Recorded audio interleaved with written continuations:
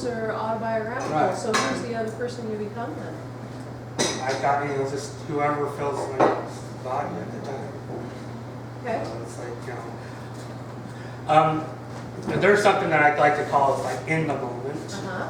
Whenever, it's like whenever like a musician or spoken word artist or whatever gets so wrapped up in what they're doing, everything else is blanked off. Uh-huh. It's like they're fully in the moment. It's like they're filled with whatever creative spirit. Uh-huh. Yeah. is Right, okay. there. I get that. Yeah, that's the same for me. Yeah, it just becomes a high, just, I don't know, immersing yourself in something, yeah. Anybody else have any questions? I have a question. So if you're writing a poem a day for the whole year, what are you going to do with that at the end of the What am I year? going to do with that? I don't know, probably water them up and throw them at you. That wasn't part of the deal. I don't know, it depends. Which ones are good, which ones aren't.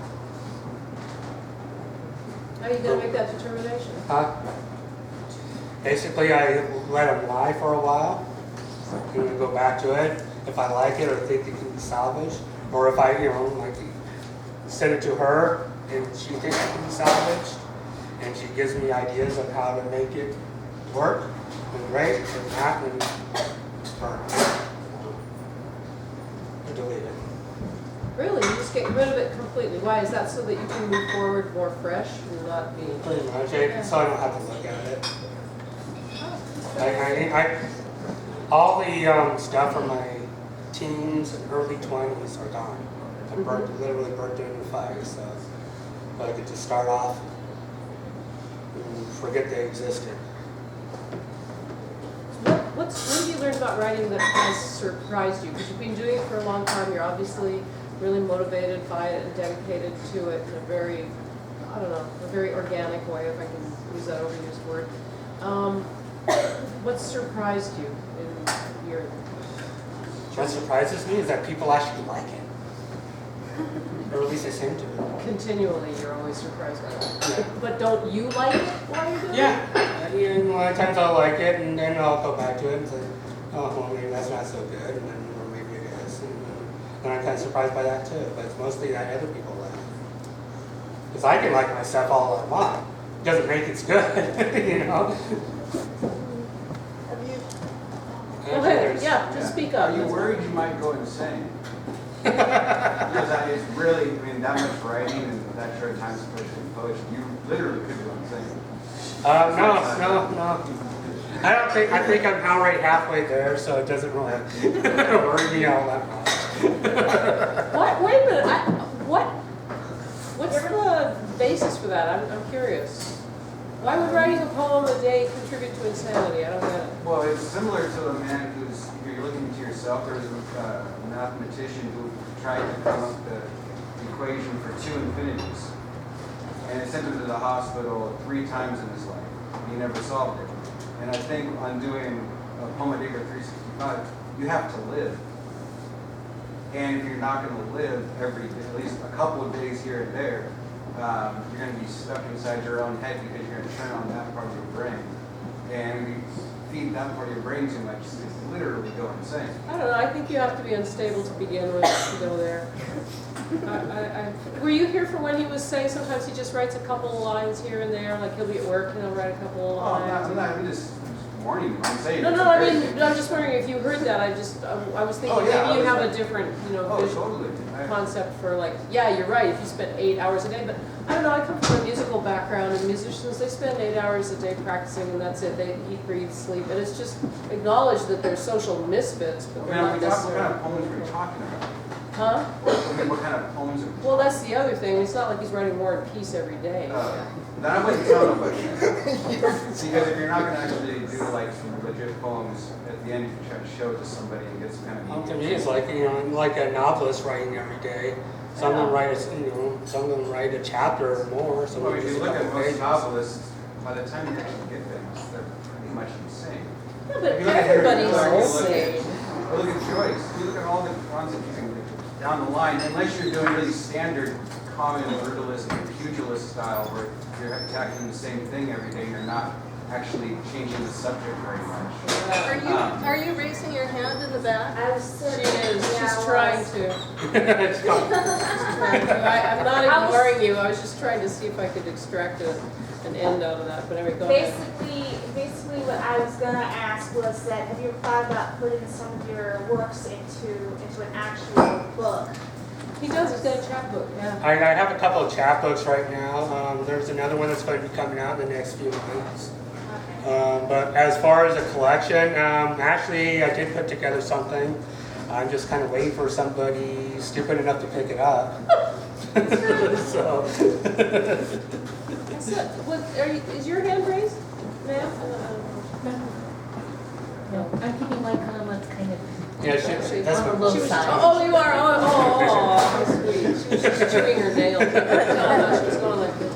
Thank How you. did you come up with the title Junk Mail of the Heart? That's a great That song. sounds- Oh, that I one? love that. You know, I kind of was smart ass, I guess. And kind of, you know, I was like, you know, some people, like, you know, try to do, seeing all sorts of pretentious titles. You know, so I decided to do something a bit irreverent. And I actually used to I actually started a blog a few years ago, not called that. And then since then I took it down. So I decided, you know, turn it into my first chapbook. I'm curious, I'm trying to get one up, why you've already taken yours down. Why? You didn't feel like contributing a poem a day to it? Well, actually, mostly it's so that I can try to get stuff published. If it's on a blog, no one's going to want it. I didn't know that. Oh. Is that Or if they everybody do, else's it's like very experience rare. too? Yeah, Yeah. Oh. because it's previously published. Yeah, they consider it published if it's on a blog. Oh, interesting, okay. All right, for the few people that just came in, we are winding up with Nathan Tompkins as our Assembly Working Artist interview candidate tonight. He read his poetry earlier, and now we're just asking him questions about his process in life. Anybody else have any more questions? Yeah, thanks, I can't see your face, but please speak up. Amen. His question earlier kind of reminded me of something sort of different that I've been experiencing lately, and I was wondering if it's relatable to you in your writing process. Sometimes I feel like I kind of have to not write because you get too wrapped in it, and like, I think what maybe he was getting at was like experiencing things, new things and fresh things to put on the paper. And obviously it is a balance. I mean, you're only, like you said earlier, just, you know, you scribble something at work, whatever, you produce.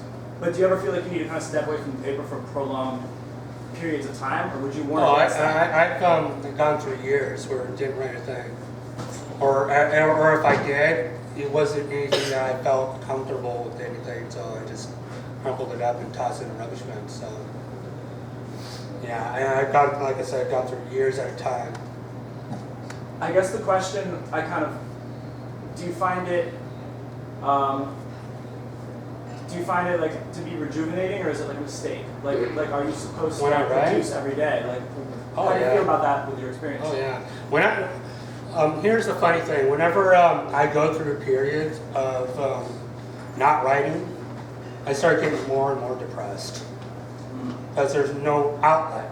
And there have been times where I've searched for outlets in more destructive ways, and I get more and more depressed. And then once I start writing again, I feel better. It's like something guides me sometimes. It tells me that, put the shit on paper, or else, And so, and then gradually punishes me if I don't. Right on, thank you. Yeah, I think you said that earlier, that right, it's a cathartic kind of necessary, self-evaluation and self-expression. the whole thing.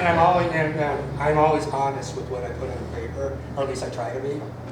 It could be, I'm not into self-aggrandizement when I'm in my poetry, just in other things. But because I'll even go into the more darker parts of it. Do the things you want to say come out in lines fully formed, or are they sometimes just a word here and a word there, and you have to struggle with them? Is it Sometimes a something- word here, a word there, depends. Depends on what's bursting to come out at the time and how it comes. So you're just guy with an awful lot that wants to get out from inside. Yeah, okay.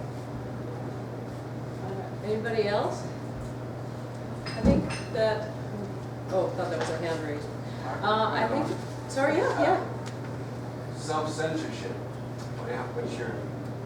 Sorry, what was the question? Self-censorship. This is basically a word, just throwing a word out there. What's your opinion on self-censorship? Self-censorship? You think it's beneficial? Well, there are poems I have that I will not read at certain venues. No, I mean like during the actual act of writing. Writing? I mean, you're actually writing, you sit back and go, I don't want to do this, I might do it later, or you just save up stuff, and you said you throw stuff away. I mean, Yeah, because basically more of that wasn't any good than anything do you still else. keep some of those ideas, though? You know, you Oh, throw yeah. away?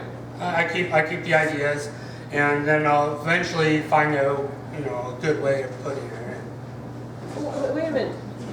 If you're throwing it away, though, how are you keeping the idea? You're just trusting it to, oh my God, now that will drive me insane. That's a That, possibility. I would be, yeah. Well, ask my parents; they know I'm certified. They want you to keep writing, right? They gave you his first pen and paper, I bet. All right, everybody, thank you very much for coming. In about 5 minutes, we're going to start the sign-up sheet for the open mic, hosted by Melissa Silito. And I would like to thank our guest, Nathan Tompkins.